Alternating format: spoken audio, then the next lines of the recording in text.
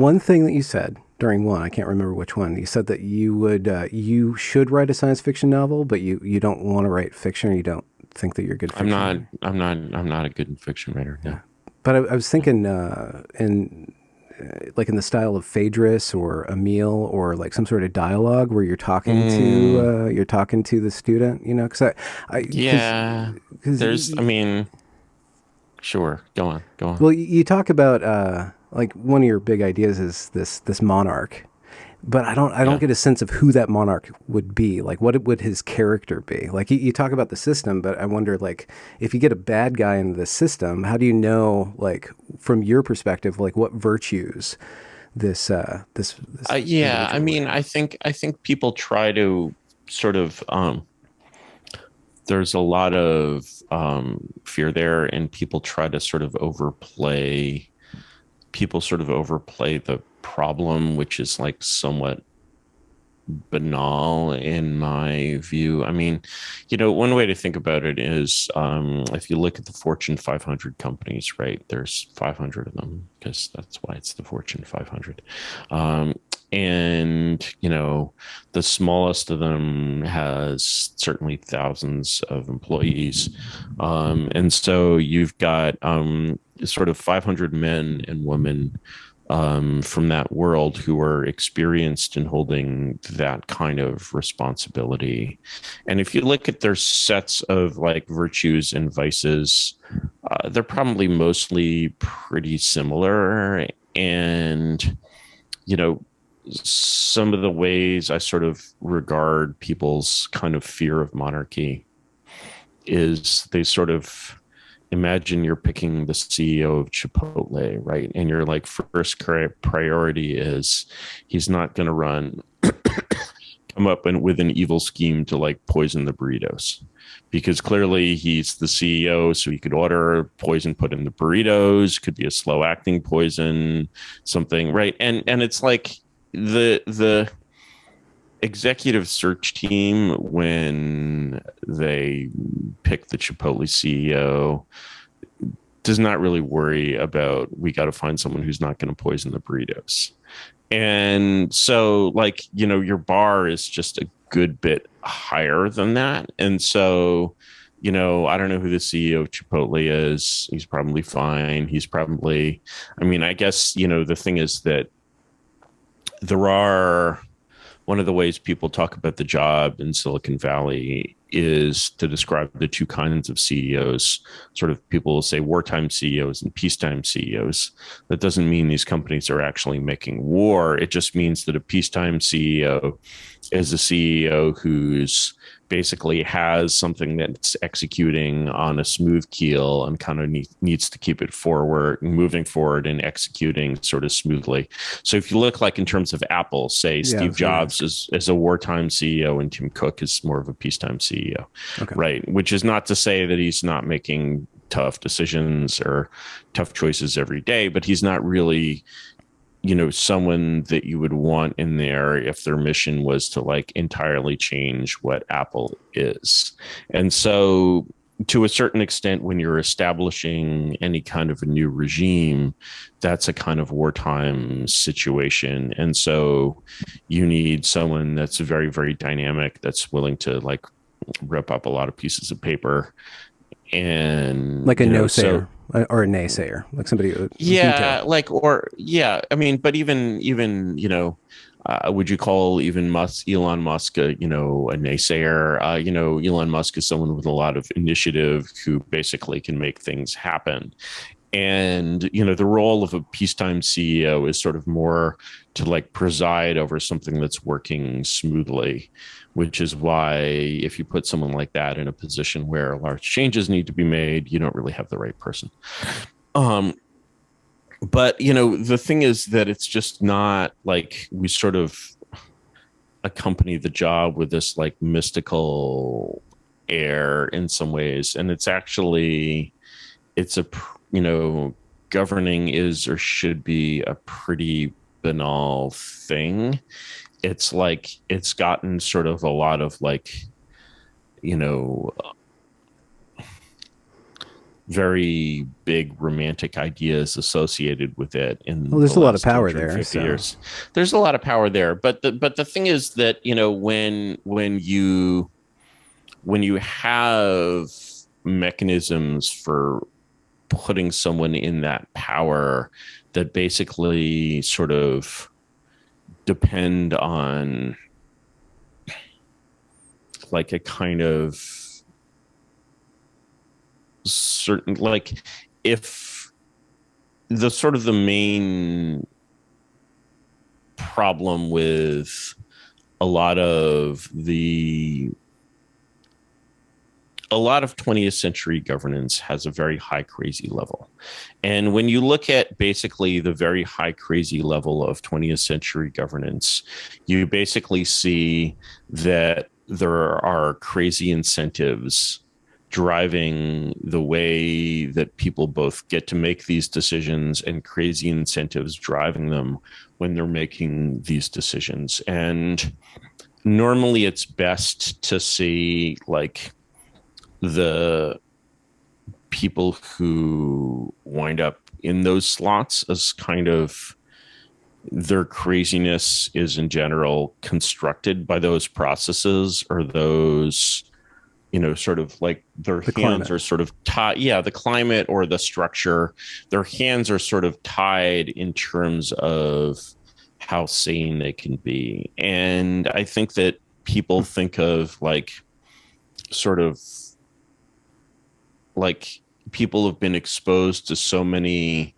romantic ideas of governance that they don't really even have an idea of what sanity is. I mean, what is sanity, for example, for the CEO for an organization like Tesla, for an organization like Ford?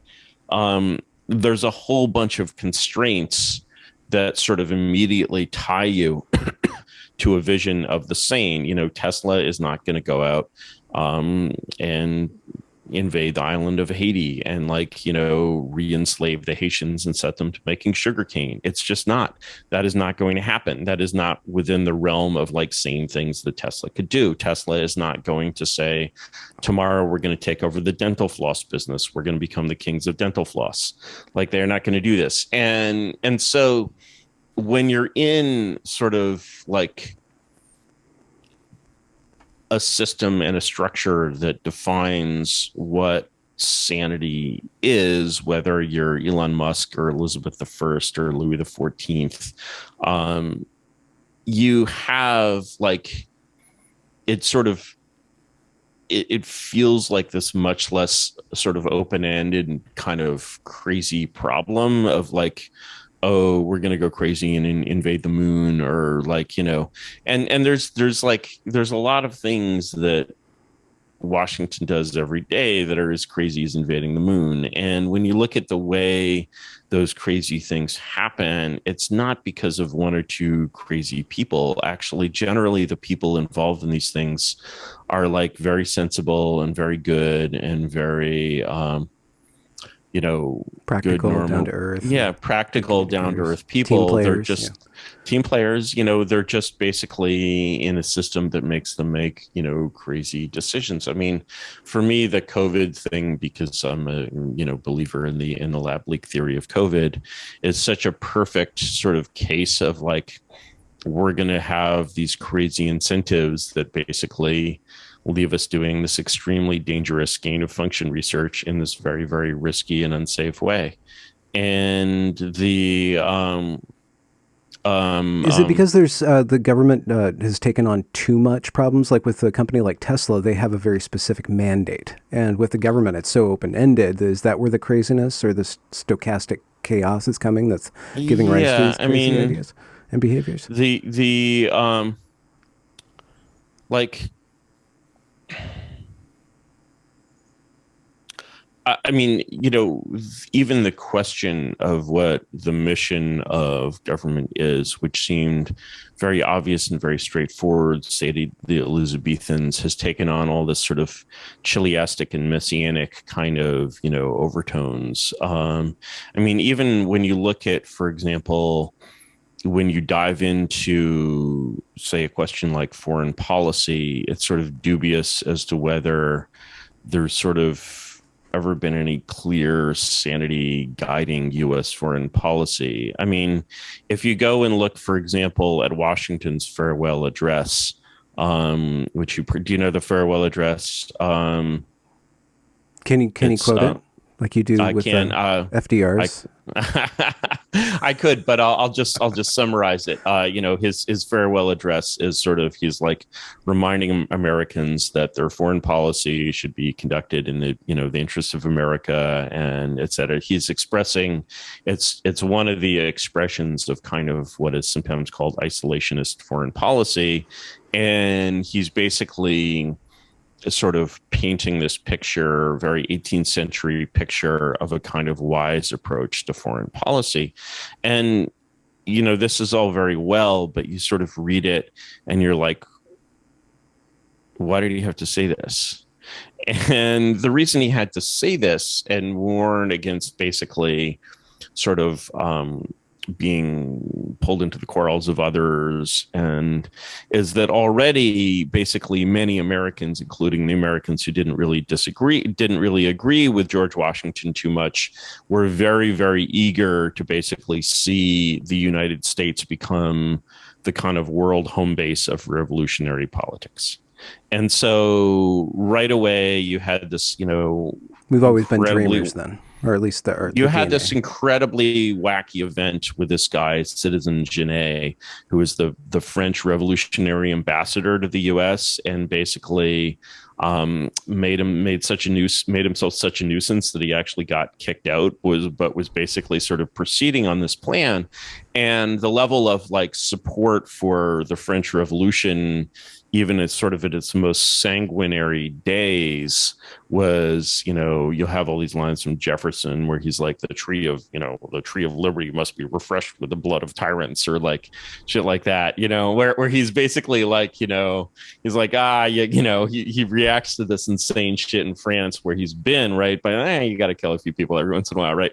It's kind of creepy, right? And distinctly reminiscent of American sympathy for Stalin or for, the Russian Revolution.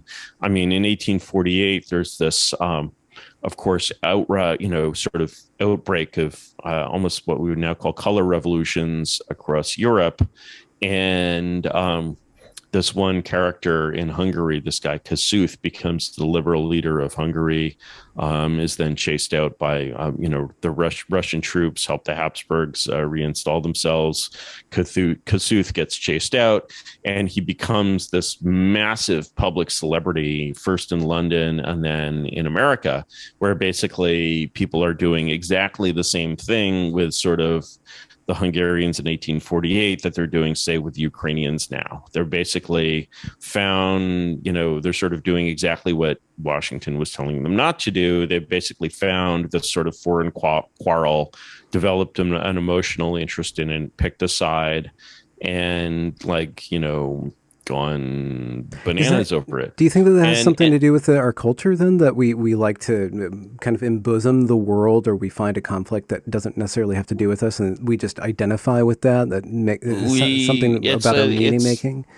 Yeah, it's like a sick gladiatorial, reflex. It's like if you remember the Arab Spring, right? You were probably excited about the Arab Spring.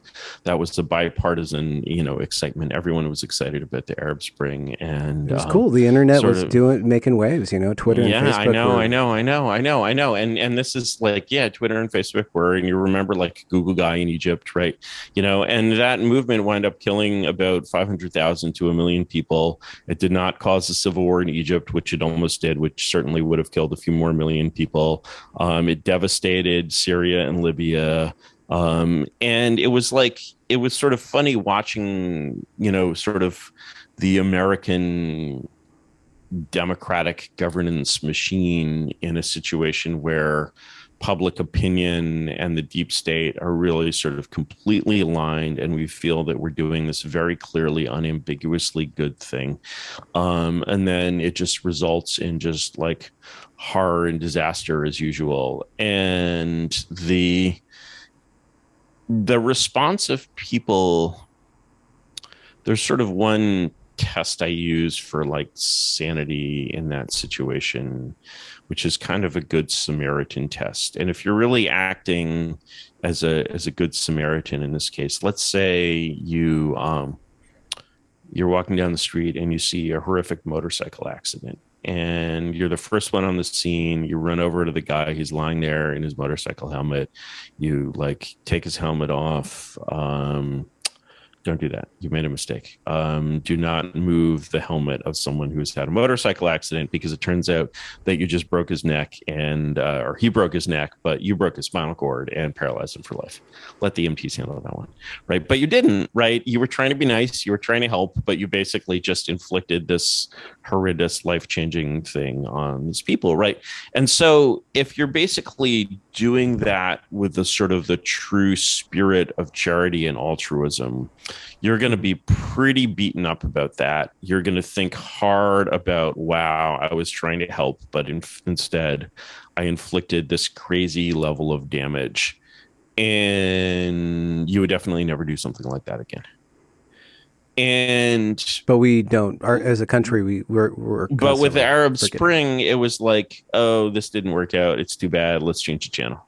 Right. And so there's this sense of like sort of deranged and irresponsible, like power in a sense running free. It's like when you compare, say, Libya, or the Libyan revolutionaries in 2012 or whenever it was, to sort of foreign policy of the past, the thing that it instantly reminds you of is, say, the Spanish American War, or say the reunification of Italy by Garibaldi.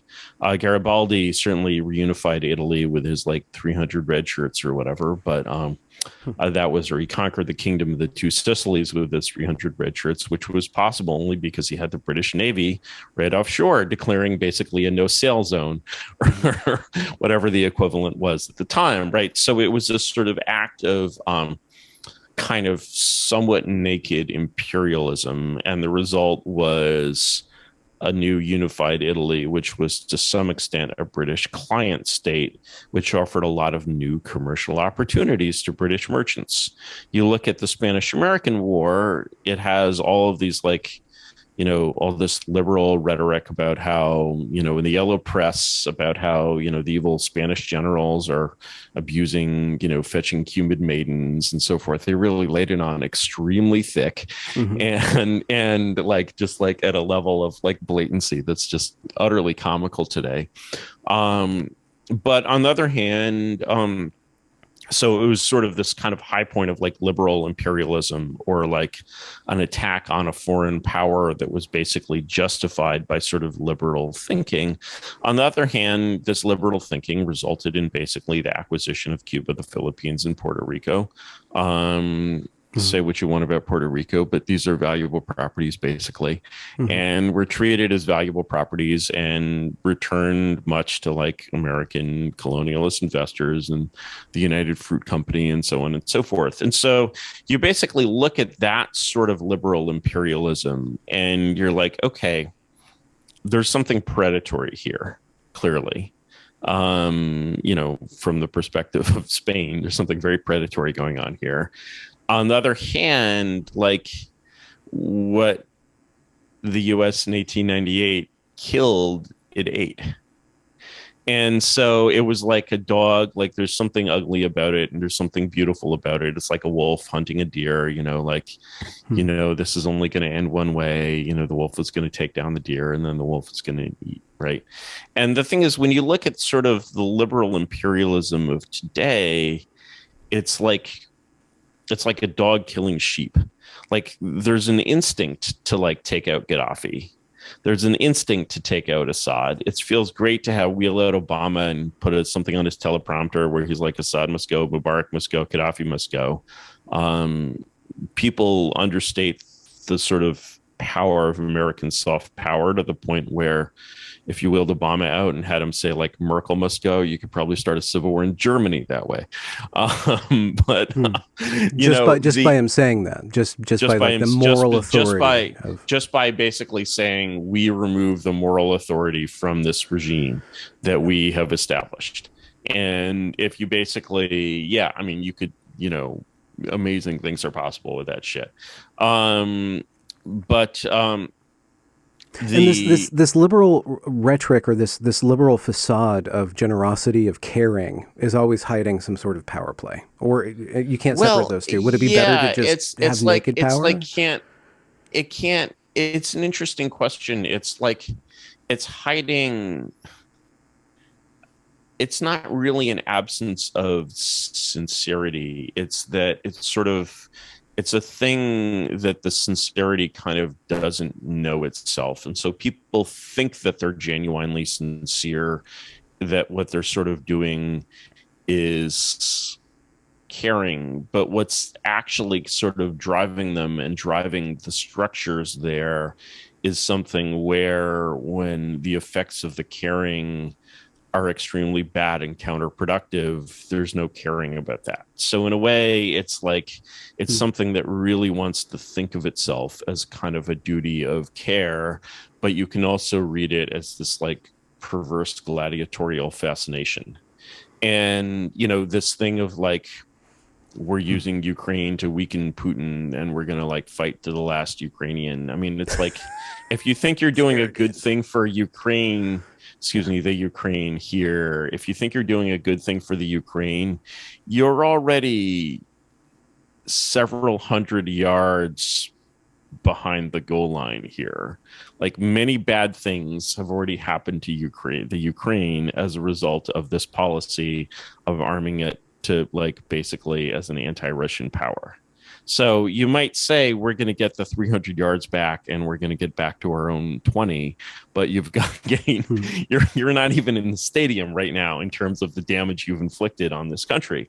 And you would say, well, the Ukrainians are into it. Well, yeah, I mean, like the Jedi mind powers of like the American cosmopolitan ruling class are extremely great. Yeah. And if we went past sort of our current enthusiasms into like some kind of full on Jim Jones suicide cult, I feel like a lot of the chic people in Warsaw and Kiev and Lvov would be committing suicide as well. Hmm. I think that's sort of how powerful that kind of fashion dominance Yeah. is in a way. And so, and that was certainly the case with the kind of tiny fringes of sort of liberal elite who were very into the Arab Spring. Also, it's like, wow, civil society in Libya or civil society in Egypt is going to get a huge boost. And they didn't, but you could see where they were sort of coming from Hmm. with that. And You know, so, that we just like with I don't know, I don't want to get into European history or something, but I'm just thinking we inflict that on ourselves through wokeness or DEI training. It seems like with the Black Lives Matter event, like the liberal cosmopolitan elite was all on board with defunding the police. We're going to liberate these areas of our own country, and now those areas are completely decimated by yeah.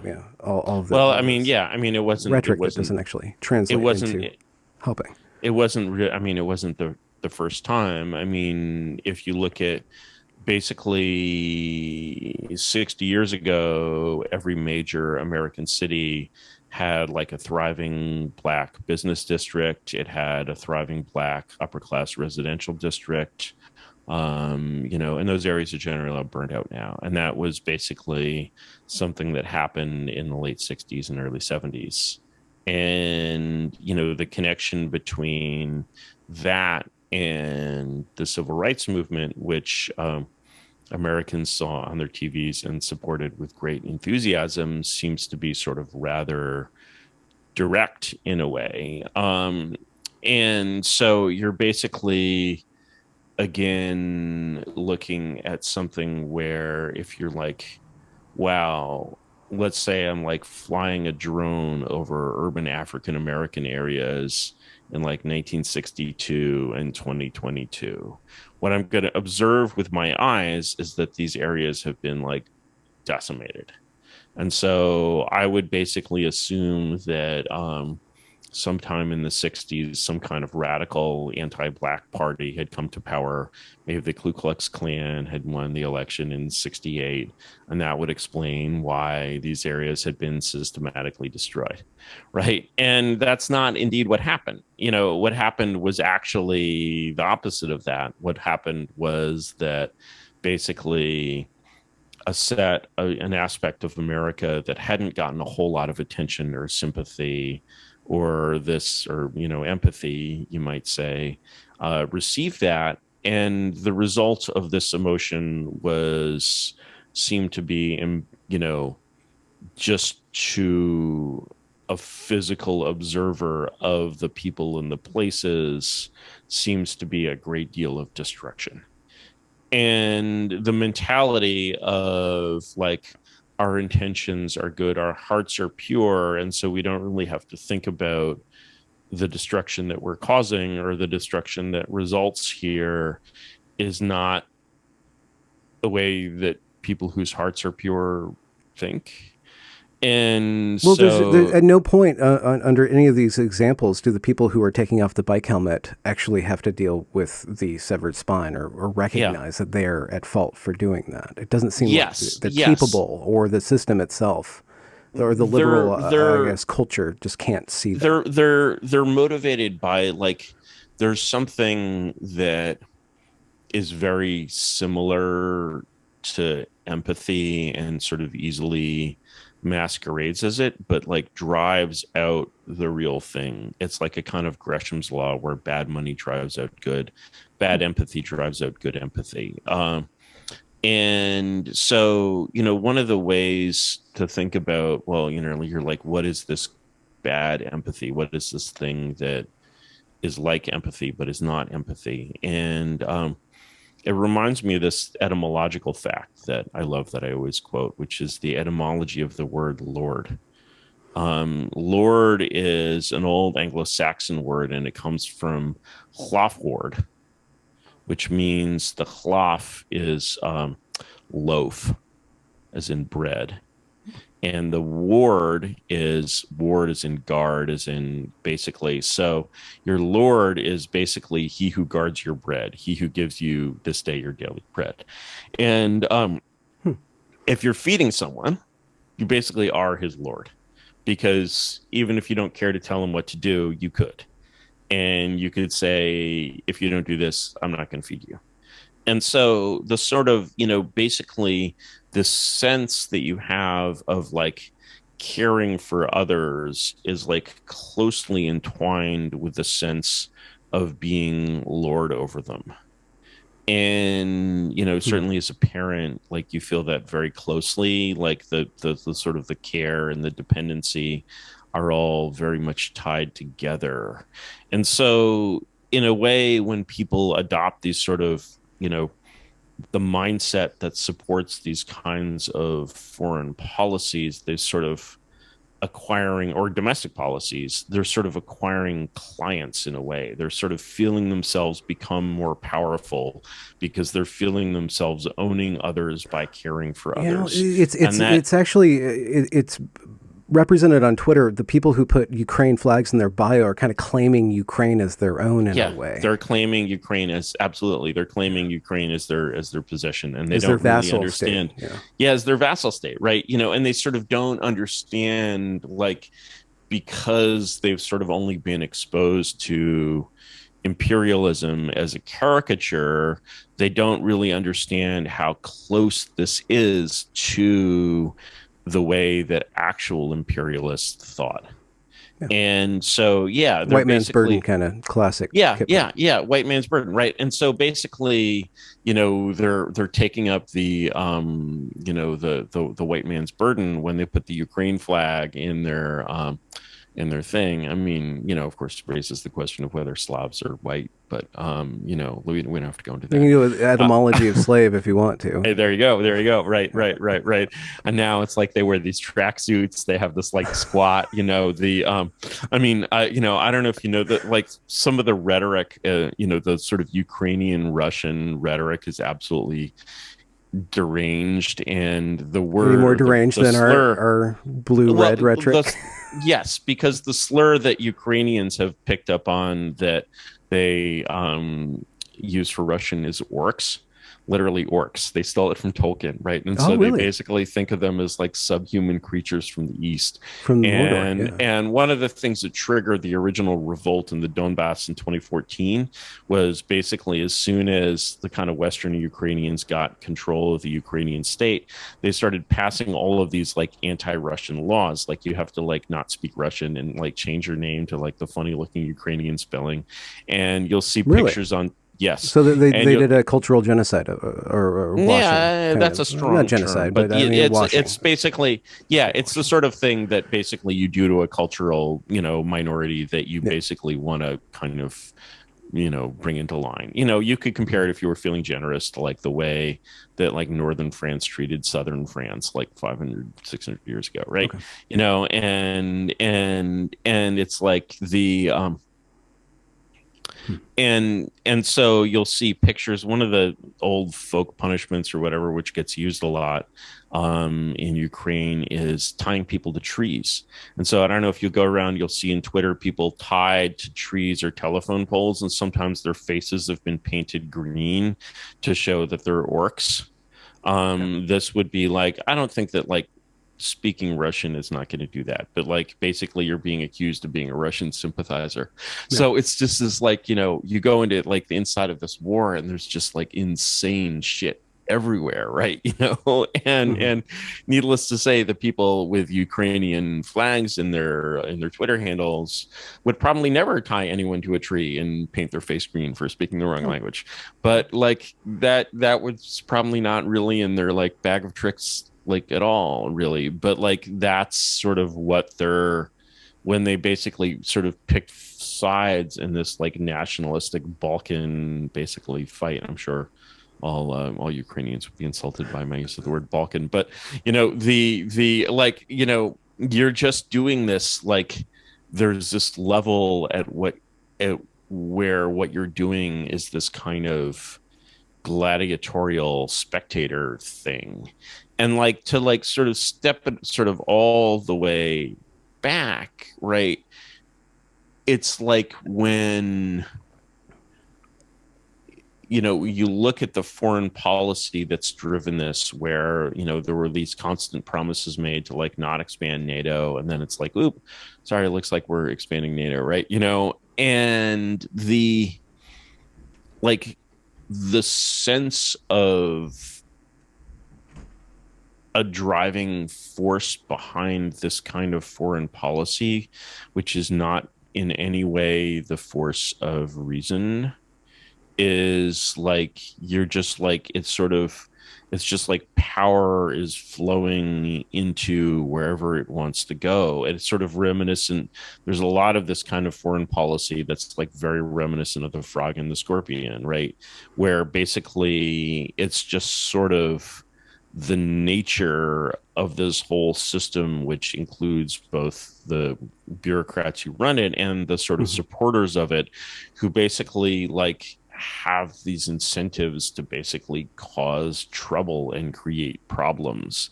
And they don't see it that way. That is not their framework. They're basically trying to like create freedom, but their sense of freedom is basically they see one stone on top of another and they're like, we must liberate the stone on the bottom. And so sort of freedom is kind of becomes indistinguishable from a kind of like destruction. And so you look at Hmm. basically the like things that like when you compare, for example, Afghanistan to Vietnam, you know, basically, first of all, Afghanistan is run by people whose like formative experience was the lessons learned from Vietnam. and just in terms of like age cohort. They didn't seem to learn any lesson at all. And like Vietnam, Afghanistan makes Vietnam look sane. And like it made Vietnam look sane. It was just like all Well, of the we're never same. going to get the Full Metal Jacket movies. It's never going to be romanticized or by the Yeah, dissident and lead. there's no like, it's like when you look at sort of, for example, like the reality of the South Vietnamese government is like much realer than the Afghan government. Like the level of like, sort of just like everything about Vietnam, you can sort of find ways to look at the Vietnam effort where you're like, okay, there's certain ways ultimately in the end this didn't make sense and it didn't work, but you can kind of see here are things that made sense that like this was maybe like close to, and you can't even find that for Afghanistan. And so you have just like all of these things, whether it's like invading Afghanistan and trying to like For 20 years, we were there, for right? spending 20 years in this comical, ridiculous, ineffective attempt to turn it into Vermont or something. And Maybe we would have been happy with Florida, right? maybe we could have been happy. Maybe we could have been happy with Oklahoma. Maybe we could have been happy with Guam. But no, we needed the Vermont concept of, the Bennington concept of human rights to, and like, and so we had all these Bennington grads going and teaching like, various, transgender rights and whatever to like, Poetry right, workshops in the poetry falls. workshops, right? Exactly. And nothing wrong with a good poetry workshop, but like, yeah, everything has its place. And I mean, they love, I mean, in the Taliban, actually writing poems is like a qualification for leadership, right? But your Is it? poems Is are that all, it how is, they it is, it select? is, it Oh, is a really? No, very, you're there's a serious. very good volume. There's a volume of like translated Taliban poetry that's actually No not too bad way. if you're into. It's all, of course, from a Taliban perspective, right? Yeah. It's not really Hell yeah. not really going to appeal to the. It's like there's this other great book that I'm a huge fan of, called Zen at War, which was written by like a California hippie Zen dude, like in the 80s or 90s or something, where he realizes that all of these Zen masters, many of whom came over to like California to because they smelled a good thing, and like after the 40s, 50s, 60s, but in like the 30s and 40s, these guys are in Japan. They're in Imperial Japan, right? So he's like, Mhm. what is Zen like?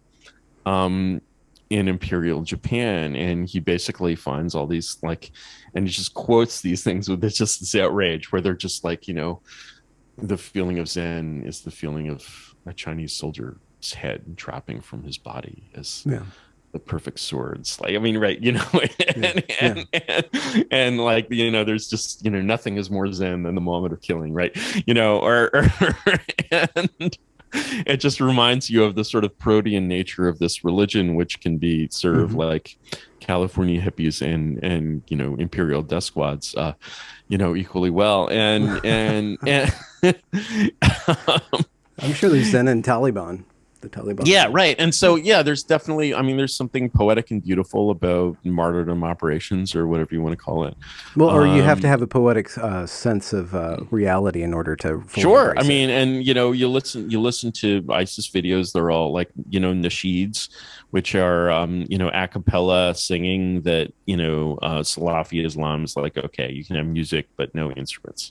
Yeah. So you have these basically nasheeds, which are like sort of the Taliban Al Qaeda equivalent of like the narco corrido, if you know that Mexican genre, like the drug narco music from northern Mexico, Okay. like that celebrates like the achievements of great drug lords, and they have that for basically martyrs and so forth. And I mean, it's beautiful. Anyway, there's this very good volume of translated Taliban poetry, but yeah, definitely like feminist poetry workshops are not really the thing that's going to turn Kandahar into Bennington. And They so had their you chance. basically, they had their chance, right? If it was going to work, if it was going to work, it probably would have worked by now. um and and so when we basically kind of pull the camera back and we look at basically just like the level of just weird insane shit that DC does that nobody even thinks about, like how weird and insane it is. You're at a like, people will be like, well, the US government's sclerotic and, slow and bumbling and bureaucratic, but so is IBM. I'm like, yeah, okay, yes, Hmm. IBM is like this, but like orders of magnitude, my friends. Yeah. Like, Yeah. like and so they're just like whole, you know, it's like another great DC example is, you remember 9/11 probably. Looks like you were a little younger than me at that time. But Just a they bit, I came up think. they You're like came three up years with older than me. this. Really? You're looking good. The keeping the brown hair is very important. Not going bald. You got great And locks too. yeah. As soon as I start getting bald, it's all coming off. Oh my God. But I will not be one of those people. But the Just get a good hat. yeah, right. But just like the sheer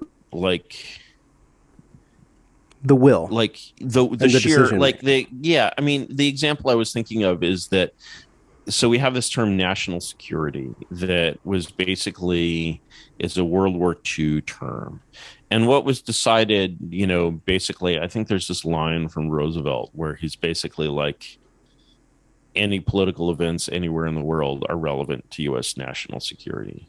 This And is so the second. basically, This isn't yeah, Teddy. the This is second, yeah, this yeah, is Franklin, Franklin. right? And so basically it somehow came about that basically part of the American kind of political creed became that to keep America safe, we have to rule the world. But And this you're is saying called even national Washington, security. even George Washington had already noticed that that is our tendency. There's something Yeah, in the exactly. way we look at the world is that There's we this sort of project. weird, yeah, there's this weird vicarious like hunger that basically becomes, people really don't feel it as the will to dominate it, but it becomes the will to dominate. And then Yeah. it's sort of that will to dominate enters all of these institutions and becomes sort of part of the unconscious creed of these institutions.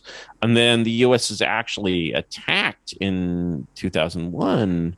And so then they have to come up with this term Homeland Security, which Yeah. means national security, but not national security because that word is already taken, right? And so they come up with this weird Nazi sounding term, Yeah. homeland, Homeland. right? Homeland, At right? least it's genderless, right? At least it's genderless, Yeah. right?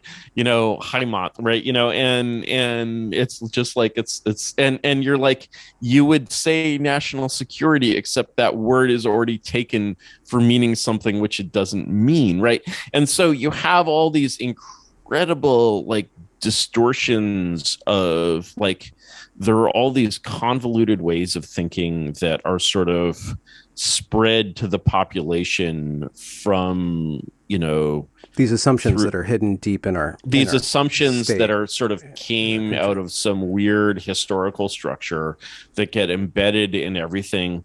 It's sort of like the I think people have traced like the 6 foot both the 6 foot social distancing thing and the paper straw thing. And people have been like, where did this come from?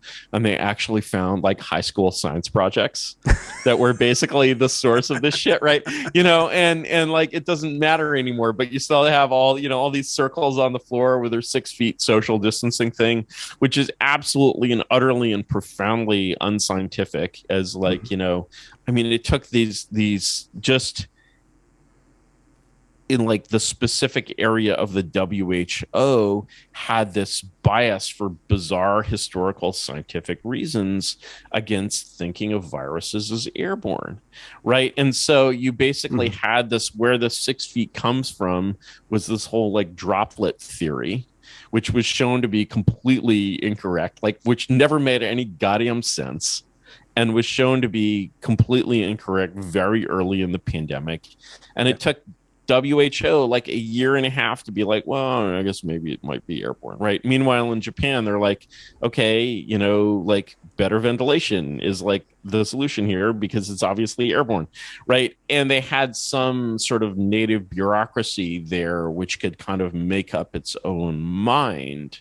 but the mindsets, the point is that basically when you're looking at the way the system does government, it has embedded in it a lot of extremely bizarre assumptions, Okay, which it's no like one, it's like English language where you have these weird words that are just floating around that mean yeah, nothing right. like what they came from, but they're Or still used yeah, for or it, or just something like like that. strange conjugations like Yeah. oxen, and you're just like, you can go in the past and you can say, oh well, this came from the dynamics of World War II, or like this came from like somebody's high school project about plastic straws, and watch like how, I mean, I guess my sort of point, going back to your original question about monarchy, is that sort of people are always like, they sort of believe in the wisdom, or not even the wisdom, but like the sanity of crowds. And they're like,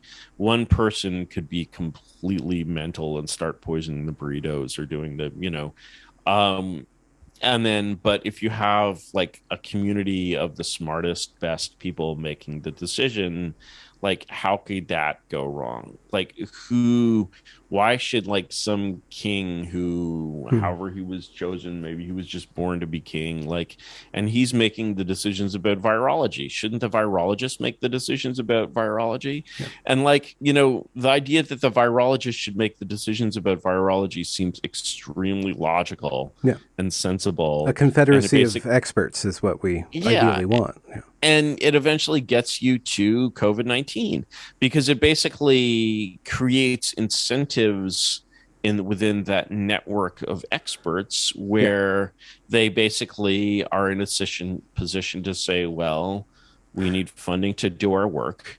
The more important we are, the more funding we get. Therefore, it is important for us to find important emerging threats which could be threatening. So let's basically go and collect all the bat viruses. Well, these bat viruses can't, normally infect people because they're bat viruses. But what if they mutated to jump to humans? That would be very dangerous and scary. Let's examine how they could mutate to jump to humans. Well, how could we do that? We could Let's mutate create them, some mutate them, examples. create some examples, right? And basically you're just like not, realizing in the process of this that you're doing exactly what the like director of Chernobyl did when he's like, we got to figure out if this nuclear reactor is safe. Our theory is that if we turn off all the safety systems and run it at full power, we'll still be safe, right? And like that's basically what Yeah. you're doing when you collect these goddamn bad viruses, right? And like, and So when you look at the, scientists aren't adapted to power. Power adapts scientists to itself. So scientists are focused on making science, or even trying to solve a problem with regards to health. But power itself exerts a shape onto how the science happens and what decisions each end up coming out of and it mutates institutes. and it mutates the culture of science eventually. And Yeah. so basically, to become, we think of scientists as these people driven by pure curiosity, puttering around in their labs like some, 19th century, like, vicar or something that Or like alchemist. studies Yeah. studies beetles under a microscope, and that person is driven entirely by their curiosity and wonder and love for, and these are the things that cause people to get into science. But the thing is, once you're in science, you discover that it's this actually like very, very cutthroat bureaucracy, and you have to basically be a good operator in that bureaucracy. And the people who turn out to be the best at that are often somewhat mediocre scientists and really world class bureaucrats. Hmm. And so you basically sort of, everything kind of gets twisted in this direction of like, I Creating need to problems justify, to yeah, solve. I need to justify my importance. And the thing is, most fields are not such that you can actually create the problems that you're there to solve, but like Like say a virology, a virus that goes around the world and kills. Yeah, virology is kind of an exception to that. And so basically these people were, it's like the classic DC example is the self-licking ice cream cone, right? But this was like a toxic self-licking ice cream cone. It's like a self-licking ice cream cone is like something whose solution only exists to like solve itself. Like, like you don't even get to lick the ice cream, it licks itself, right? But in this case, it was a toxic self-licking ice cream cone. And you look at basically the bureaucratic incentives which caused that to happen, or I think caused that to happen, because why would there be such a cover up when there was nothing to cover up, right? And if reputation didn't matter, nobody would have to lie. But yeah, right. And there's clearly, yes, there's clearly some bad dealing there. And like obviously nobody involved in this research wants to admit that this is what happened. Right. But in every instance, in fact, it's power that's directing everything, whether it's under the guise of saving the world from this problem or liberating this country over here. There's always power eventually is always operating under the surface, because that's eventually what happens is power corrupts things. And so basically when you had, the way we got to give sort of academic models of policy so much power in the 20th century is we started the 20th century in a world where power was largely actually held by corrupt politicians. And that like Gilded Age country worked a lot like the way China works today in some ways. It wasn't a dictatorship, but it was a country in which everything was very, very corrupt and was done very quickly in this ugly way. But power was directed specifically toward not necessarily the common good, but doing a work, right? It wasn't directed toward, it was directed toward something more solid, perhaps? It had a kind of corruption. The kind of corruption that existed there or exists in China today was like if the street gets built, it maybe costs 30% more than it should have cost. Yeah. But it does get built. But like the level of, there was also and so what happened early in the 20th century was sort of the beginnings of what we call the progressive movement at that time, was that basically America's hereditary aristocracy looked at this stuff and basically saw that people who were dumber and less sophisticated than them were in charge. And like this is where we get, one of the things I love to cite is this bizarre sort of disconnect between, we have, if you think about the two words democracy and politics, you'll notice that democracy has very, very positive connotations and politics has very, very negative connotations, but they're actually synonyms. And like, how do you have politics without democracy or democracy without politics? And specifically, right? I've heard you say this, but what helped me understand it better was when you talk about populism is basically a synonym, or between democracy and politics is populism. Populism is kind of a synonym for like putting politicians in charge, and putting politicians in, who appeal to like what the public wants in charge is literally the meaning of representative democracy. Mm-hmm. And so one of the things that basically the progressive movement did is it said, we're going to treat representative democracy sort of the way the modern UK treats its monarchy. We're going to still have these elections, but we're going to make sure that basically it's really traditional and important and constitutional and necessary for the president to not really be in charge of the executive branch. Because if the president is like, can tell DOJ who to prosecute, like, my God, right? And so it's like saying Queen Elizabeth II could say off with her head, right? Elizabeth I could be like off with his head, but like Elizabeth II, like, in theory, she has the same job, right? But in practice, it's very, very different. And so the aristocracy reasserted itself, or which would be the oligarchy, or a form of corporate. Right, and sort of created this kind of institutional oligarchy. The word meritocracy has been used. Is that a cynical take? Meritocracy? That's a whole other discussion. It was originally in the original book by Michael Young.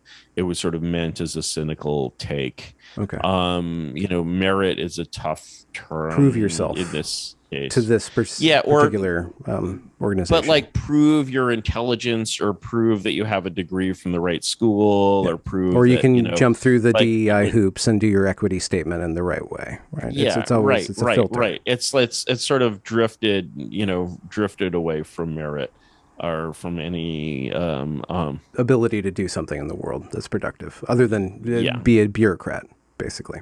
right. Yeah, so like the yeah, so you have this and you have this situation in which whenever you basically take something that hasn't been, power corrupts, and when you take something that hasn't been corrupted by power, such as America's beautiful universities 100 years ago, and you say, well, why not give these smart and reasonable people power? Surely they won't be corrupted by it in any way. And like basically by giving sort of all these sciences of government real power over government, you've basically wound up, like you needed a valve in that so that the sewage didn't flow up into the drinking water, and the sewage has definitely gotten into the drinking water. Yeah, yeah. And so like even virology, it turns out, can be corrupted by power, because nobody got into virology because they wanted to cause a pandemic. Like, this was not done by like evil scientists, like, um like this was done by people who were doing what Kuhn called normal science. They were basically being like, oh yeah, and like COVID has only increased the funding that's going in this direction. Now they're like, see, emerging viruses can cause huge problems. We really need to make sure we catch all the Pokemon, and so we're going to allow and go. We're going to go into the bat caves and get more bat viruses and play with them more, and like it's a sort of there's Well, sort of a no counterexample to that is the TSA being erected in the wake of 9/11. Like, I don't know if that's increased terrorism itself, but the government tapped into this way of, it just swallowed this huge industry of checking people going through airports, right? And now it's just an institution, right? It doesn't necessarily yeah, cause it's more like terrorism, but it's just a waste of time and yeah, resources. no, and you're seeing some of that with the COVID control that will keep up forever, basically. Yeah. Um, the yeah, I mean that's sort of the self-licking ice cream cone, sort of in its harmless sense, where Okay. you have this thing, and Take your shoes off. take Dump your your shoes water. off Yeah. because yeah, right, and like the I don't think that taking your shoes off and dumping your water is responsible for the death of terrorism, or the deaths so far never counted out, right? But no, I think that going around killing people has done a lot of that. But so it's like you can, I mean,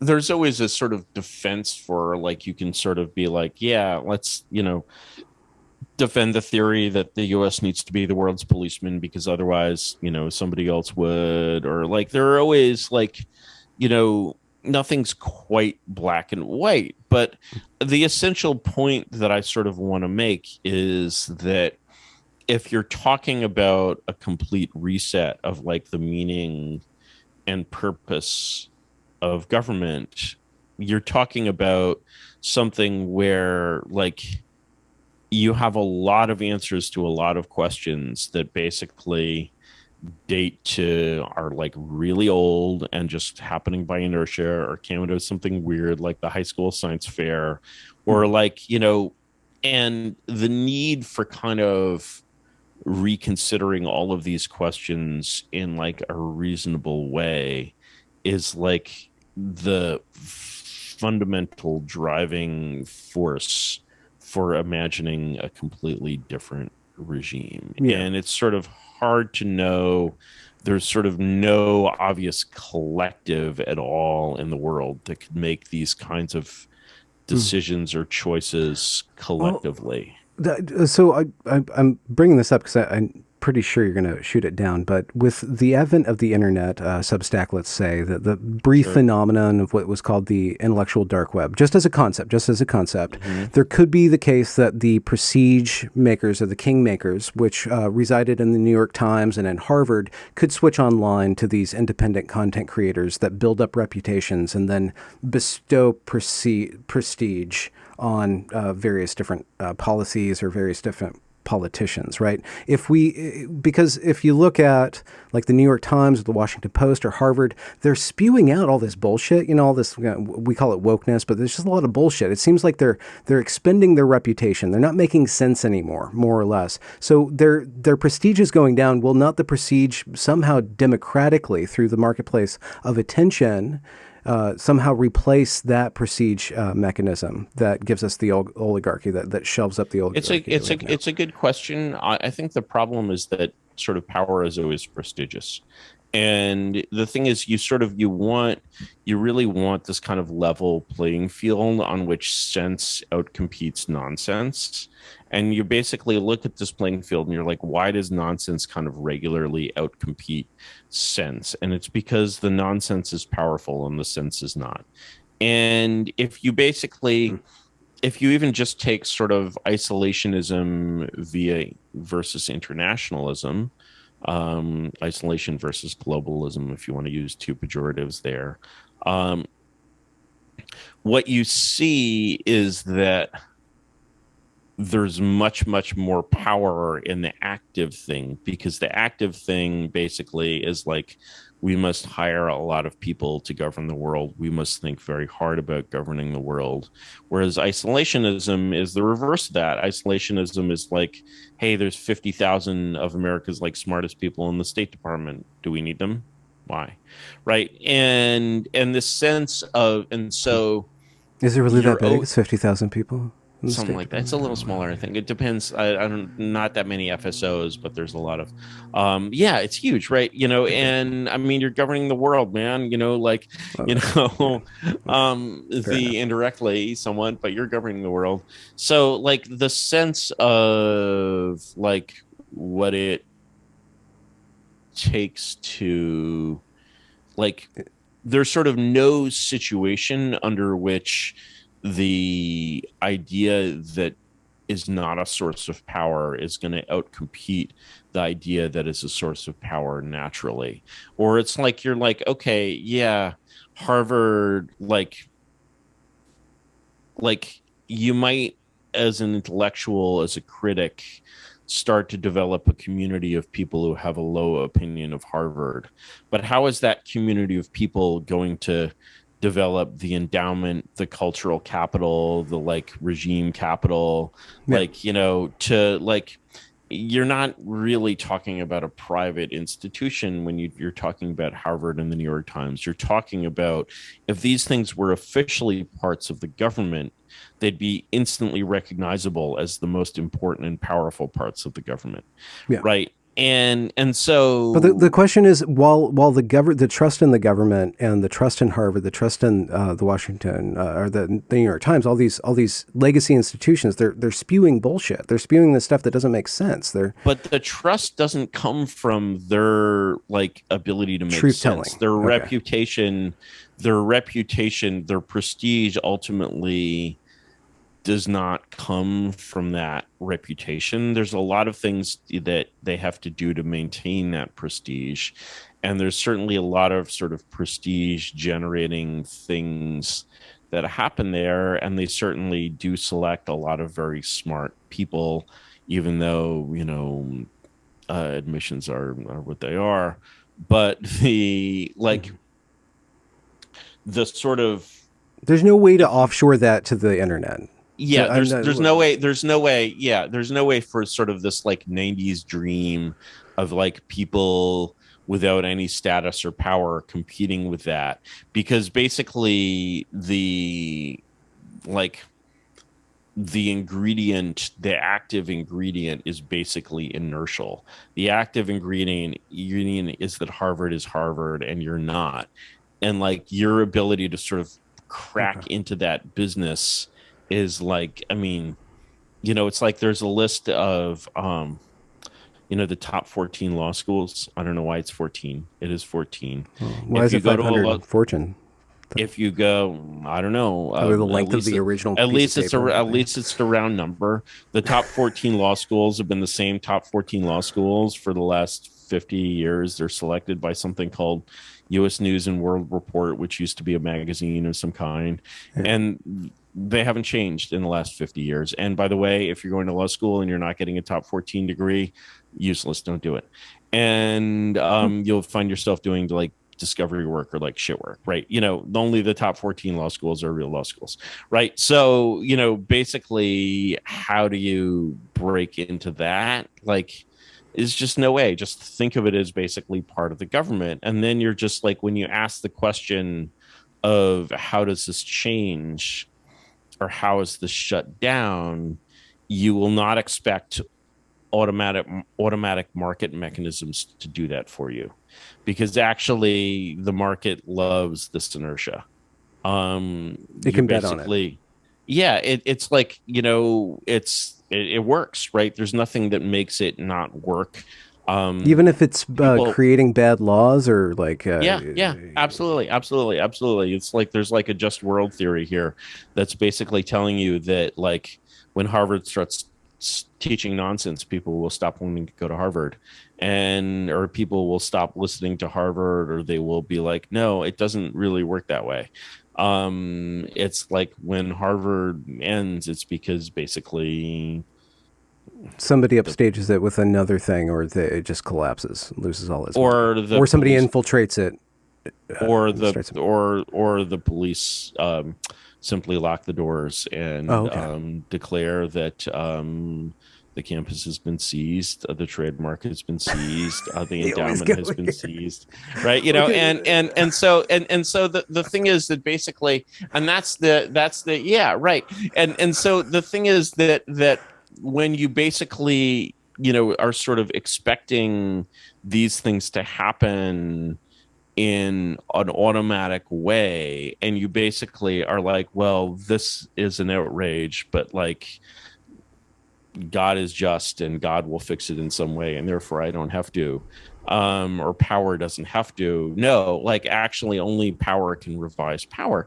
If you look, for example, at Yeah. like Germany in 1945, let's take Germany in 1945.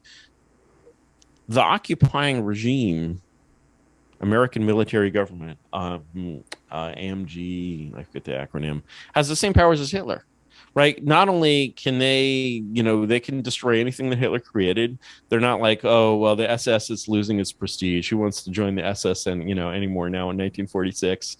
Like, no, that's not how it worked. Okay. When East Germany was shut down, it wasn't like the Stasi is losing its prestige, right? It was like, no, actually, there is a new power over this, and the new power has the power to just force this to cease to exist, and it will cease to exist. So, And so, like, if you look at the denazification of Germany and the sort of level of, there are two things that stand out about that. One is the level of force required to denazify Germany, and the level of violence required to denazify Germany.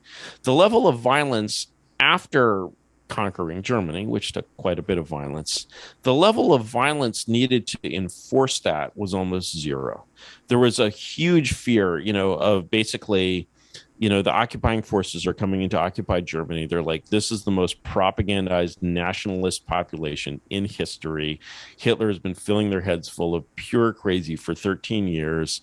Like, clearly what's going to happen is they're going to start like these like guerrilla movements. They're going to go all like werewolf. There's going to yeah. be IEDs. Like, there's going to be none of that happened. Yeah. Almost none of it. Same thing in Japan. Incredibly fanatical population drilled with all this propaganda. You take absolute power over them, and they're like quiet as lambs, and their minds change. But that didn't happen in Afghanistan, and something about the No, that American didn't happen project in thought Afghanistan. that would happen. That didn't have happen in Afghanistan because basically, the when you look at the way in which like the specific directives, like JCS 1067 is the directive for occupying Germany. You read this, and it's basically a document of imperialism, and it includes things like Americans are not allowed to fraternize with Germans, they're not allowed to make friends with Germans. We have to get them to understand that this is a conquered country. Whereas in Afghanistan, it's like, we didn't conquer you. We didn't conquer Afghanistan. We liberated Afghanistan. We're Oh. here to advise you. Oh, And okay. so we're not in command. We're not telling you what to do. We're So we, just we like kind of basically here just to passive advise your, aggressively want you to do what we say. And yeah, and we're going to give you more money if you do what we say, but we're not in command here. That's okay. imperialism. My God, we would never do that. That's bad. That would cause instant, revolutions, like Okay. absolutely terrible. Right. And the thing is, so basically, you know, It's only that whereas absolutist, total conquering attitude that actually affects change. there's an analogy that the Victorians used to use, which is grasping the nettle. A nettle is a plant, you'll find it in the Pacific Northwest a lot, and in Mm. England, with stinging hairs on it. And supposedly, if you touch a nettle, I have done this and it's very painful. If you touch a nettle, it will hurt. But if you grasp it firmly, it will like compress the hairs so that they don't sting. And Mm. basically, the lesson of grasping the nettle, which is something also very relevant in parenting, weak parents are the ones who yell at their kids, and Hmm. the sense, you're not a parent, are you? The No, but the I work with kids for a few the decades now. But the I was just sense, thinking about like the like showing up to school. This is why you know, you're constitutionally opposed to showing up to school board meetings or making these little laws against wokeness here and there. You, yeah, you, yeah, you think that they're that's just just you're just touching the nettle. You're not actually you're just touching the nettle, you're not actually grasping the nettle. And so you'll basically see, in any situation with kids, like the nice substitute teacher is in a room that is a war zone, yeah. whereas the extremely strict teacher never raises her voice, right? And the sense of that, and that's just a basic principle of like governance and Of management, power. which again, of power, which Yeah. again is completely lost here. And so basically, the occupiers in 45 came in with this extremely determined attitude, which actually in Germany was quite rough. In Japan, it was not rough, but in Germany, they were quite rough. Well, we were more And lenient to Japan than to Germany, yes, the because it was occupying being run forces. by MacArthur specifically. And MacArthur was kind of an old Asia hand who kind of, had a sense of what to do. Whereas there were a lot of like ideological fanatics in the government of the New Germany. Oh, You may okay. have heard of the like Morgenthau plan or stuff like that. But yeah, Interesting. there were things like intentional starvation policies and shit, which nobody talks about. Yeah. Oh, And wow. Okay. no, Well, it I could was see like psychologically because we're closer related to Germans that we would really want to kind of beat it out of them. the Just kind of like, ideology of the time. You can go, I always recommend this to people, go on the internet. There's a little movie from 1945. this is the Seuss one. The Seuss one, Hitler Lives. It's absolutely worth seeing. And I like that.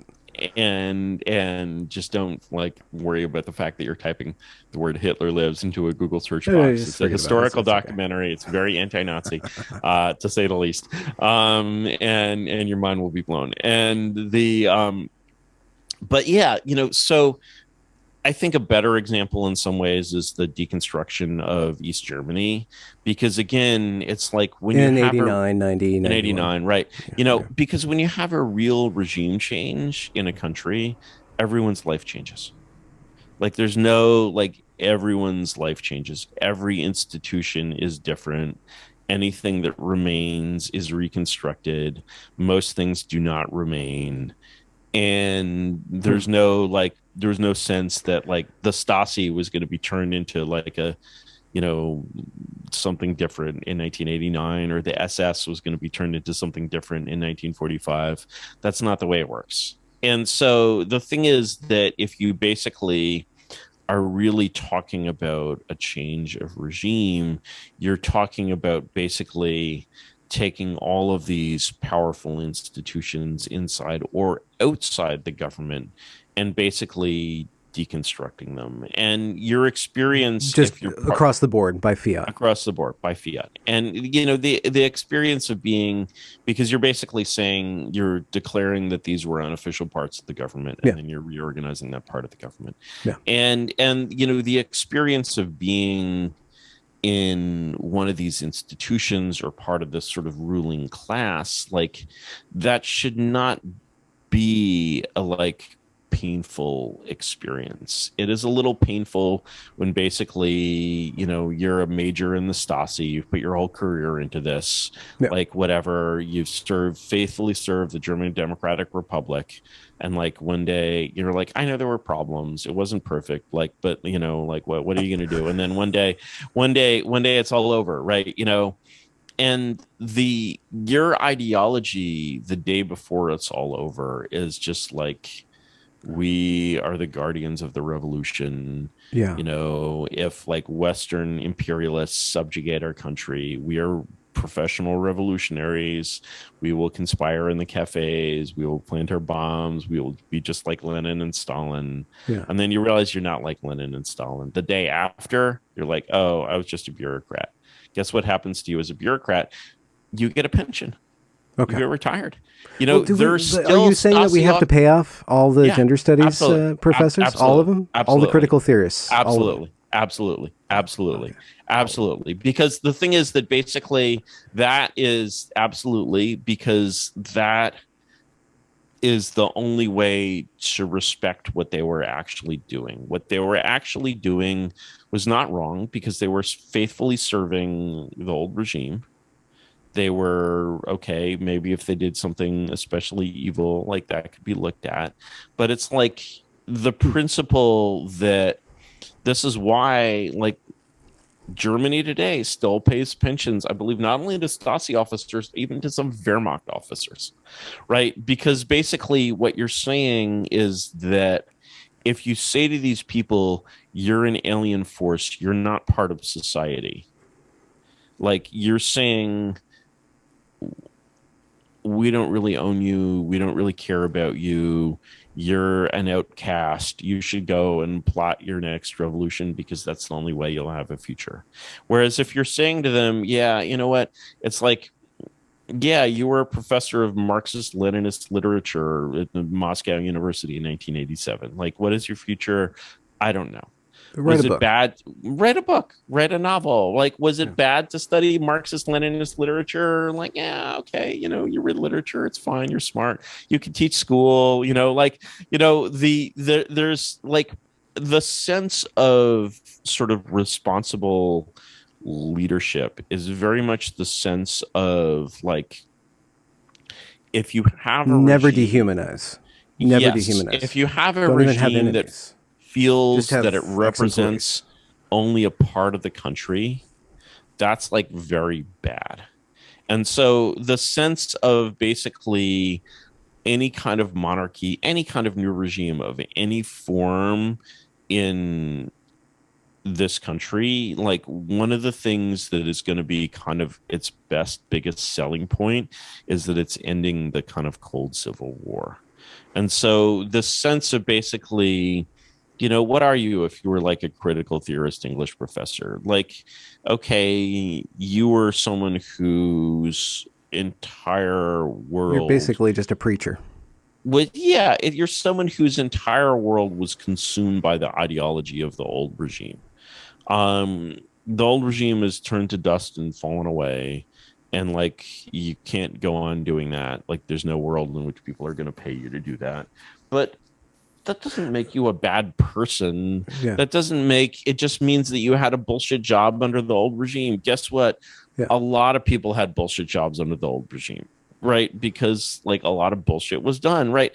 And so the sense of basically it's over, and like everyone should be fine with that. It's over and that's fine, rather than it's over and like now begins the vengeance, right?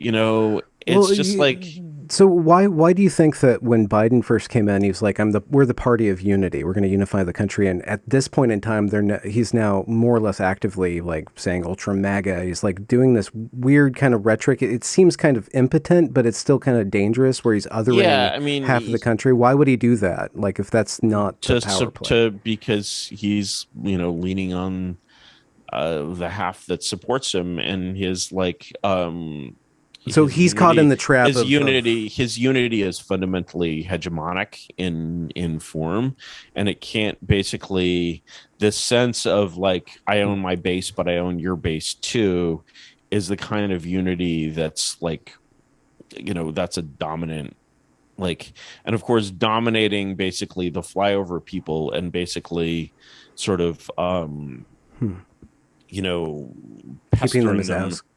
Yeah, outcasts or keeping deplorables or them as outcasts or deplorables, or keeping basically like them in this sort of frame of mind where they're like, you should be good enough to vote for me, in sort of this, like, keeping the kind of structure between the aristocracy, sort of blue state aristocracy, and the red state bourgeoisie is like, hmm. you should aspire to be one of us, and if you don't, maybe your children will. And it's not like, that does not represent, like, there's sort of no actually like, oh, I care about red state people and I want them to be able to live their lives in like a red state way.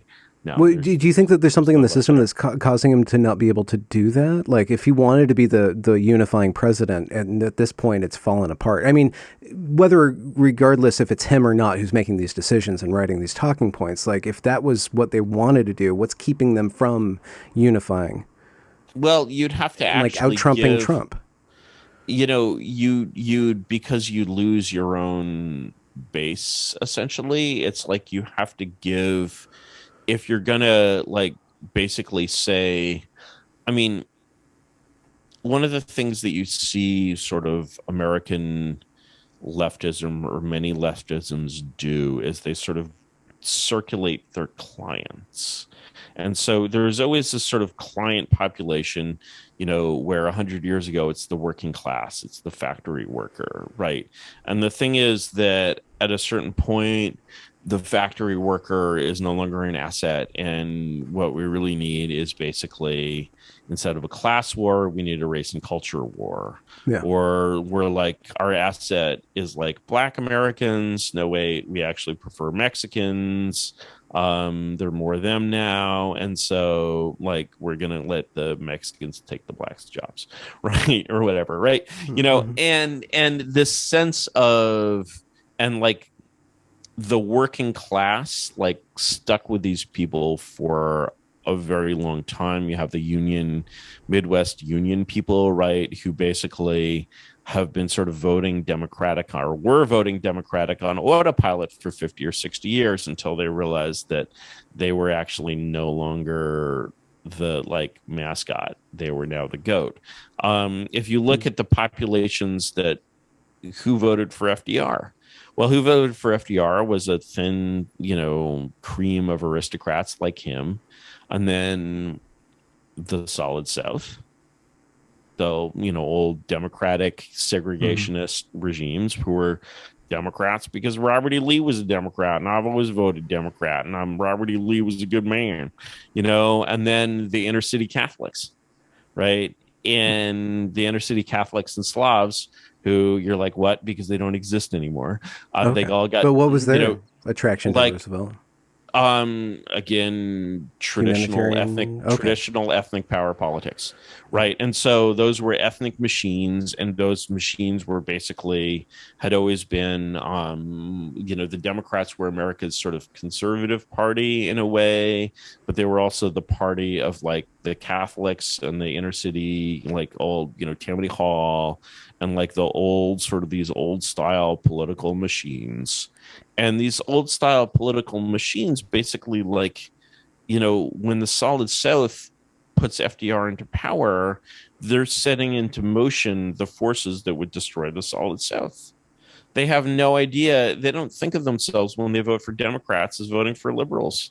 They think of themselves as voting for Robert E. Lee, right? Okay. And so they And were the same kept thing with on. the Union Democrats Yeah, and they up kept through on the voting 80s and for Robert 90s. E. Okay. Lee up until like the 1960s when they're like, wait a second, like this is no Yeah. longer the party of Robert E. Lee, right? And so it's sort of easy when you have a client base that trusts you like that. Those are the people that are going to get abused because when you can take someone for Okay. granted, you know, that's who you abuse. And so, like the sense of there's clearly in sort of voting in the New Deal, which would eventually bring them the civil rights movement, there's a sense in which, the Marxist term false consciousness is applicable to all of these segregationists who were voting for FDR. They Mm-hmm. sort of knew he wasn't really a segregationist, but, like Robert E. Lee was a Democrat, right? And so when you look at the various, like, sort of solid blocks in India, they have this wonderful term which is vote bank, which is like a group of like ethnic votes that a politician can count on. So when you look at basically like the like Democratic vote bank or whatever, you're basically seeing, yeah, I mean, like certainly So like with Biden, African. there's something about his base, his vote bank that needs that antagonism with this other vote bank. He's locked into this party Yeah, politic, this he's cold locked civil into. war, as you call it. Yes. I mean, blue state America is deeply locked into this cold civil war because there's really not much they can say anymore to get, the To white make working sense. class or whatever. Yeah, right. And there's still like there's a lot of aspirational support out there. There's a lot of people who sort of look up to the upper class. Hmm. There's a lot of people like there's a lot of that, even that, like, I mean, this is where Biden came from in the 70s. He's going around Delaware, which is, after all, a southern state, basically telling everyone, what a bad idea busing and desegregation are. I mean, he's lived that long, right? And so in the 90s, he's talking about super predators, like, I mean, this is a very empty, hollow man, which is just sort of the voice of the power around him. Yeah, exactly. And, So he's a and great image of what we're actually dealing with in a way. yeah, right. I mean, let's elect him again in 2024 as he gets older and older. I think it would be beautiful, and the he might actually just start drooling in front of his teleprompter, The autumn of the and patriarch. if he hasn't done that already, and Hmm. yeah, so like when you know you sort of imagine, monarchy, this like exotic system of government, which is, the system of government that like 99% of all people in history have lived under. And then you're like, but it could be insane and do weird, insane things. And I'm like, actually, there's a lot of insanity there right now. You're just used to it. Well, especially I think there might be three kind of state. You said there's a wartime and then the peacetime kind of executive, but there could be like a cleanup executive and then kind of a prosperous executive and then a stabilizing executive. Like there's kind of these three Yeah, the things. cleanup executive is definitely like the wartime Yeah, okay. executive, And just being essentially. able to explicitly call out power and to regulate power through one explicit means rather than having going through this oligarchical institutional Right. process that gets all these weird ideas in it that it can't shake down. If you have like one free agent that through which all power flows, Yeah. then the potential to clean up and then to also make decisions, or at least to make decisions cleanly that can then be held account one way or Yeah. another, rather than it being lost in all these processes, Right. is much more Yeah, nimble. it's much more, I mean, and it's just like you look at, I constantly say this, but like if you look at anything that gets done in the real world today, it's done by a monarchy. Drive a car, it was made by a monarchy. That microphone in front of you, it was made by a monarchy, which is a company in China, which is another monarchy. So like the set of, like, if you look around you, you see a world made by monarchies within monarchies. And like the if there was an effective oligarchical or Republican way to run a company, Mm. somebody would have that worked better than that. Somebody certainly would have found it. And because there's nothing stopping you from having a company that's run by a Congress and a judiciary and a president and all that, Hmm. right? Hmm. And it would But be an that insane way to run what a you're railroad. But in order for us to make that leap, there has to be a huge change of view by the American populace towards yeah, power. And one thing is to and expose it like you're doing, but it's another to like try to get people on the same page because everybody that I tell your ideas to recoils. Well, I'm exactly. living in Yeah, Washington yeah. and Portland, so Of you course, know. of Right. course, of course, of course, of Like, course. Washington State, yeah, right. yeah. And they recoil in a way. They recoil for a couple of different reasons. They recoil at a sense of alienness, and they also feel subconsciously that a source of meaning in their lives would be taken away. And the sense of having power for them is not about having a government that treats them well. It's about mattering in a sense. And this idea that they would no longer matter in that way feels emasculating. It feels like basically people have a natural power drive. And that sort of power drive is kind of being exploited in them to give them this illusion of mattering, whereas it's actually sort of turns into support. It's like basically your desire to matter. This guy, this great political scientist, Gaetano Mosca, from over 100 years ago, had this great term, which is a political formula. And a political formula is whatever you believe that causes you to support the government. So you might be in ancient Egypt and you might believe that Pharaoh should be on the throne because Pharaoh is the son of, the Hmm. great grandson of God or something. And Yeah, like, myth. Basically, if Pharaoh is not on the throne, then the sun will not come up in the morning. Right. And that's a political formula. And, 20th century political formulas tend to resolve around I feel powerful because I support the government. or So they, Ukraine, or yeah, or abortion rights, Ukraine, or, or all Black of Lives these Matter, things. or Yeah, all of Trump. these things giving you Yeah, a sense of meaning and importance. yeah. And the thing is, you're sort of trading what you don't realize is that you're trading that in order for this basically pornographic feeling of meaning and importance, which is pornographic because it's not real. You're not actually in the decision loop. When you look at Ukraine, you're not actually like moving Ukrainian, armies around on the battlefield like a chessboard. You're just having this kind of pornographic feeling of feeling like you are defending Ukraine. Just like when you view pornography, you're like, I'm doing it with this girl, but you're not, Yeah. and so what that basically that sort of change of That myth. that change, yeah, that myth, that formula, and what rejecting that formula sort of allows you to do is basically to exchange this, to set aside this delusional sense of power and importance and replace it with something that actually matters. You can become, if you basically can conquer your emotional desire for importance, Didn't you you call can it like actually, political nofap at some point? yeah, it's Yeah. like political nofap, or it's like, the thing that I always, the example that I always use. I don't think this actually works in real life, but there's this legendary monkey banana trap where you basically have a banana and it's inside a little enclosure, and the monkey puts its hand in the box and then cannot get its hand out of the box without letting go of the banana. Yeah. And then the hunter comes along and cracks it on the head and eats fried monkey for dinner, Yum right? yum yum And yum. and like and you're like, there are a lot of bananas outside the box, but you have to be able to let go of the banana.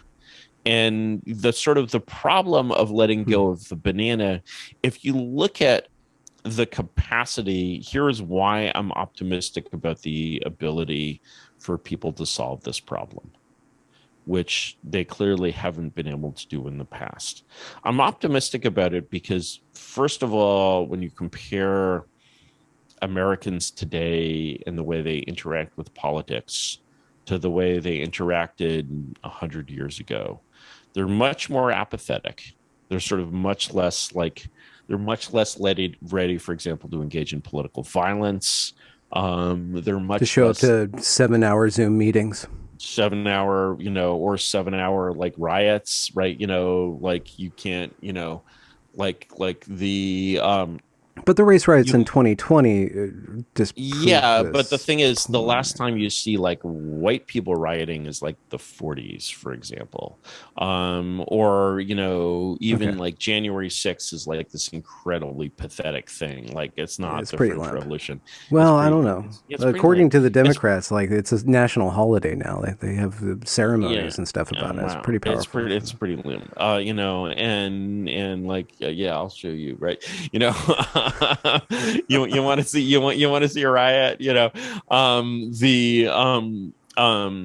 it's pretty limp. But And so but you have that. we're expending that in a pornographic way on Twitter by doing all this culture war We're stuff. What you're expending, saying is yeah, this culture war stuff is just pornographic, just it's a pornographic experience. And release. Yeah.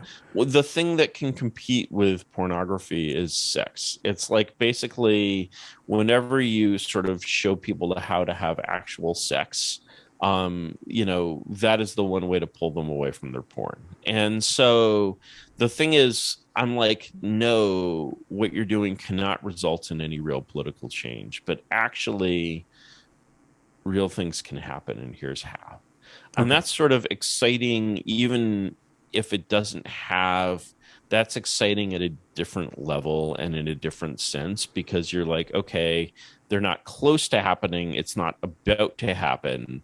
And what all this sort of pornographic politics is offering me is the sense that like this is about to happen. Well, like elect Trump and like amazing things will happen, and or Yeah. like well all that, and I'm like, no, none of this, nothing will happen as a result of these elections. But the thing is, if you want to think in a way that would lead, if you can get other people to think in this way, real things to happen, there's something actually more exciting about that. And it's exciting in a like subtle and ironic way. The idea that the way to have real power is to like give up your power has this ironic quality to it. And the thing is that we have the most ironic population history. There's never been any period in history when like irony was as mass market The as this. memes are a flowing, my friend. Never anywhere close. And so basically, How in a is irony a sense, political force? Like I've heard you irony is bring this up, but what is it irony about is it? a What does it do? political force because it basically allows you to like say like fuck it in a really interesting way. Do But you not know in the the British show? apathetic like Do you know that? '90s way. No, not in. Do you know the British show Black Mirror? Yeah, yeah. If you there's a Black Mirror episode I always point people to where the population elects a cartoon character as a joke or as a like comment or as a something, right? Yeah. And it's like, or if you look at something like sort of Storm Area 51, that didn't come off. Area 51 wasn't stormed, Oh yeah, but yeah, it yeah. kind of gives you a sense of like that the sense of like there will be, whenever this thing comes crashing down, there will be like a ludic, a playful sense to it, much as there was like, especially in like Czechoslovakia in '89 with like the Velvet Revolution.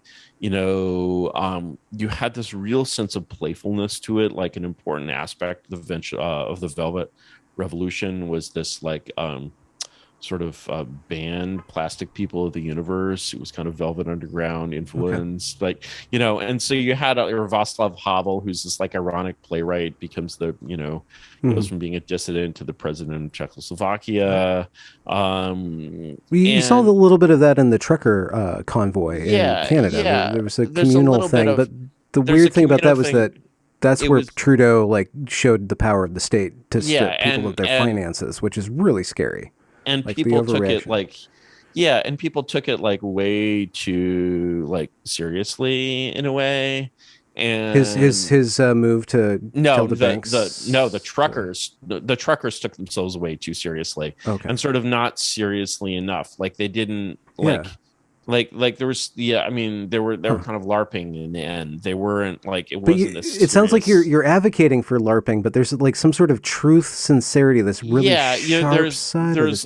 there's like you sort of do it as a LARP, but it becomes real. It's like basically the sense of being a sort of a joke that makes itself real, I think will be kind of part of Hmm. this thing. That sounds It kind will of be like like, it's, apocalyptic or revelatory, well, it's like in a dreamlike. way, I mean, we talked about Ukraine. Ukraine elected a comedian as president, right?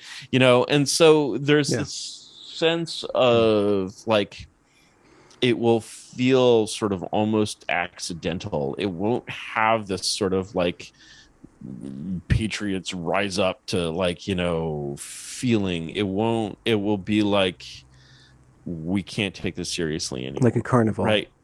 Yeah, it will have a very Hmm. joyous feel, and not a very like a carnival. It will feel very joyous, and it will not feel like, and it will It's just feel sort of that inevitable and image irreversible. coupled And with the outcome of like somebody with absolute power completely just liquidating all the institutions and rebooting them, yeah, which is like the most serious thing. I mean, yeah, it's comedic.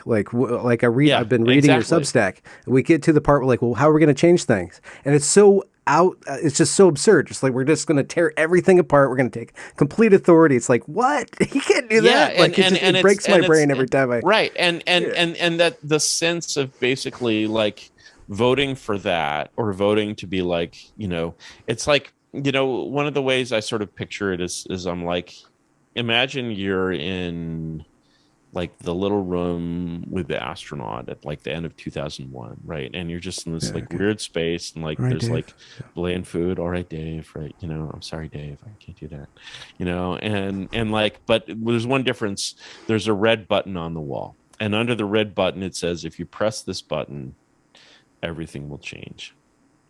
Well, serious, sober, like hardworking, respectable people are not going to, grown-ups are not going to press that button, because they're like, we could just be shot out into space. That would be a change.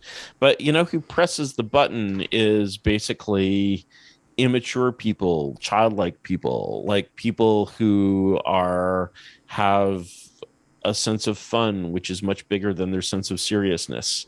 And so, the people of America today are not Minutemen. They are not like Paul Revere is not in the building. Like, they do not act out of like a Yeah, deep sense of have you romantic seen every sincerity. couple months, like, there's this really stupid group of, like, supposed white supremacists, but it's totally an FBI sting. It's like, there's just footage of them. Do you know what I'm talking about? Like, they're the Yeah, People's there's a Army or bunch of something. these. Yeah, And yeah, everybody's laughing at them. Nobody believes that that right, actually is right. serious. And so the sense of like, that sense of like really deep comedy and irony, like that's so ironic that it's real, Hmm. is like really crucial to that sort of spirit, to How like did the you get this spirit of idea? any possible regime How did you change. come to this conception? uh, um I think that it's sort of part of kind of being brought up in the American upper class, and kind of understanding its like spirit in a way. And it's like, when you, a good way to sort of track the spirit is in popular entertainment. It's like, imagine if you took a film like Inception and you put it in a movie theater in 1962. Like, people would be like coming out of their theater just like grabbing their heads like stunned monkeys, right? Yeah, yeah. Even in like 1992, that would be like a cult film. But like 20 years after that, it's like a blockbuster, and people are like, oh yeah, there's three levels of reality, and I fall backward Hmm. into the bathtub, I'm in the next one, right? And Yeah, it's yeah. like their ability to sort of switch frames Yeah. is like really, really great. And it's sort of much easier to just like, there's sort of their attachment when you're in this sort of ironic, sophisticated state of mind, your like attachment to the present frame is just not that great. And so to like move you sort of along the ground is still like hard. It's hard to reason people into something. But like, when you're just Hmm. like, no, throw away everything about the way you see the world and like change to see it in this other way, there's a lot of people who are just like, okay, sure, right, and that comes out of a kind of frivolousness, that comes out of a like lack of virtue in a sense. Hmm. But like politics is the art of the possible, and the thing is, if you're looking for basically a politics of virtue to like unite a fundamentally unserious and unvirtuous But population. they're still LARPing like this bloodbath, this civil war on Twitter, right? Yeah, right, They're right. playing And it's just this. like, you can do like, and the feeling of sort of popping people out of that is very refreshing. And like the whole sort of framework of the debate, the cold civil war, the like issues or whatever, very tiresome, very uninteresting, very unchewy. Your ability to get ahead, left-wing politics was sort of designed to get people ahead, or it's like works sort of like, Like up the classes, is that what you mean? Like yeah, you can or rise up, up. up the like rise and like have a career and a profession. It's like one of Okay. the ways that I describe like the early New Deal is that it really was like a startup Washington in a lot of ways. And like your like life cycle of being in the New Deal had this like startup quality. Like you would graduate from say Harvard with a degree in this new science of economics in like 1935, and somebody who knows somebody who knows like Felix Frankfurt or Tommy Corcoran or something. And so you're like, make some inquiries, and one day you get a call, and the voice on the telephone is like, would you like to come to Washington and work for us? And you're like, what would I be doing? And the voice will be like, we'll figure it out. And you get there and you get in an office, and your boss is like, here's $3 million, go electrify Arkansas, right? And Hmm. that same person, like 80 years later, like their existence is, they're basically a Tracy Flick, the great film Election, Alexander Payne film from like 25 years ago or so. Reese Witherspoon Oh yeah, plays yeah, like, yeah, yeah, yeah, yeah, high school yeah. student government, right? Yeah. So you're like Tracy Flick, and your goal is to get ahead in everything and be like a goody goody, and you're on the high school newspaper, and you go to Harvard and study political science, and then you're like, I want to go to Washington. Okay, I'm gonna like intern for like a house member doing like constituent service, and like after a while they might let me talk to the lobbyist who writes the legislation, and you'd be like, see, here's a line of legislation, I took credit for that. It wouldn't say that if I hadn't been there. You didn't write it, you got Hmm. it from the right lobbyist or activist or whatever, right? And so basically this is a very saturated system Yeah. in terms of its ability to offer the things to ambitious people that ambitious Yeah. people want.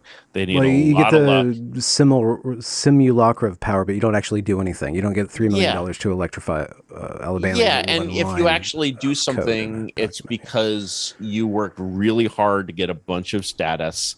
And then after you got that status, you've got some real actual power. And, yeah, it's like a really, it's like it's really grueling, and it rewards like people who are not as imaginative and talented. Like people who Yep. are really imaginative and talented won't do it, right? Yeah. Yeah. and Exactly. and because Yeah. it fucking sucks, Okay. and so you have like sort of all of these things are kind of ripe for something different in a way. And like one way to think about sort of the way that something different exists is to think about, or to sort of define the different thing that you want to exist, is to think about sort of how it should think about what we have at present. How does the new regime think about the old regime?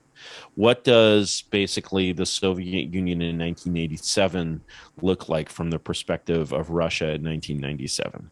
How you look back on the old regime, and it shouldn't be like, oh man, I miss the old regime. Wow, they could really get that shit done. Now our garbage doesn't get picked up. It should not be like that. It should Yeah. be the opposite of that, right?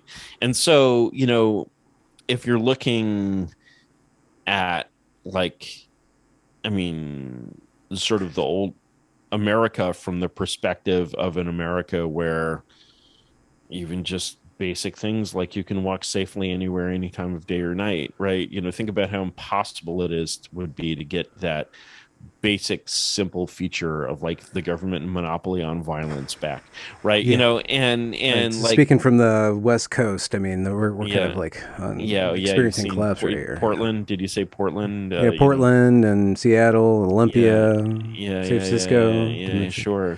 Sure. I've seen it all, right? And And you're saying to get back to my first question, the opportunity or this regime is selecting for madness on a number of different levels, and yeah, then also selecting for people who have lack of talent or imagination, because they would probably just want to be in a startup to yeah. begin with. So this new era or new field will select for itself the leader that has the qualities that would maximize that. Yeah, I mean, I think that really people underrate the extent to which sort of the structure determines the ideologies and the virtues. And so basically, any sort of monarchy at all would basically see that sort of bringing this like sort of how Hercules sends the river into the Augean stables, right? He has in the myth of Hercules, he has all these impossible tasks to do, which he does in these impossible ways. He's like, I'm going to clean out the dirtiest stables in the world, so like let's redirect a river through it, right? And sending like it's hard the sort of the course of like kind of healing and repair in that sense that would be the obvious course for any monarch seems to me like if you took like J random CEO and made him king, they'd probably, or CEO of Washington, or imperial president or whatever, they probably mostly come up with the same kinds of things. I think it's definitely sort of like, what is my role? My role is to sort of write the book on how to do this, right? Which will, I hope, help it become more possible if You, it's, yeah, Curtis Yarvin, that's your me, role. Curtis Yarvin. My role is definitely not to be king of Apostle anything. of monarchy. I I'm a almost said terrible, patriarchy. Sorry about that. I'm a terrible CEO. I've been a CEO. I'm awful at it. You really don't want me as your CEO. But I'm a more of the priest type than the warrior Huh. type. But yeah, I mean, like having that blueprint certainly helps or should help a great To make it deal. But possible. it's to make it possible. But yeah, The political um, formulation the or the the the pol- pre-formulation in a way. yeah the like, why would you, yeah, the sort of the, you have to have something both that is a plan that can be followed and a plan that people can believe in. And and that belief is going to strike people as extremely odd, but like America is the land of propagandizing odd beliefs. And like, It's true. It's imagine, fun. sure, I mean, imagine how like, imagine what people would have thought of punk in 1963, And now the Brits are going to get right? mad because they're going to say they invented punk, Yeah, not the well, Americans. yeah, maybe, but imagine what the Brits would have thought of punk in 1963. All right, well, I should All probably right. we've spent a So while on the, any yeah, last questions? Any yeah. Well, no, I just want to plug your Substack. Excellent work. Gray Mirror with an A, not an E. Correct. gray with an A, Gray the Mirror. American way, Yeah. Excellent and stuff. dot And substack.com. Come, impossible to find you on any social media other than that. I am not on So social media you're a other than smart man. Substack. So Yeah. thank you so much for your Thank time, you so Chris. I had much. a Thank you so much. terribly great time. This was really fun. All right. I Awesome. will see you soon online. All right. All Ciao. right. Take care.